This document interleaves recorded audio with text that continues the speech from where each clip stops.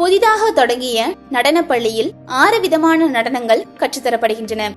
முதல் வாரத்தில் ஒவ்வொரு நடனக் குழுவில் முறையே B, E, U, K, H, N என்ற எண்ணிக்கையில் மாணவர்கள் சேர்ந்துள்ளனர். இதே போன்று ஒவ்வொரு வாரமும் ஒவ்வொரு நடனக் குழுவில் சேர்பவர்களின் எண்ணிக்கை கீழே கொடுக்கப்பட்டுள்ளது.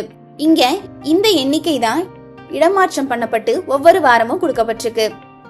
4வது வாரம் ஒவ்வொரு நடன குழுவில் சேர்ந்த மாணவர்களின் வரிசை Y, V, M, R, O, J என மாற்றியமைக்கப்பட்டால் முதல் வாரத்தில் சேர்ந்திருக்கும் மாணவர்களின் வரிசை யாது? இங்கே நமக்கு 4வது வாரத்தோட எண்ணிக்கை தான் கொடுத்திருக்காங்க. முதல் அட்டவணையில 4வது வாரம் பாருங்க. இப்போ இதுல Nக்கு பதிலா Y, Bக்கு பதிலா V, Kக்கு பதிலா M, Hக்கு பதிலா R, Uக்கு பதிலா O, Eக்கு பதிலா J அப்படின்னு மாற்றி அமைச்சிருக்காங்க. இந்த மாதிரி இருந்தா முதல் வாரத்துல பாருங்க, நம்ம Bக்கு பதிலா V போடணும்.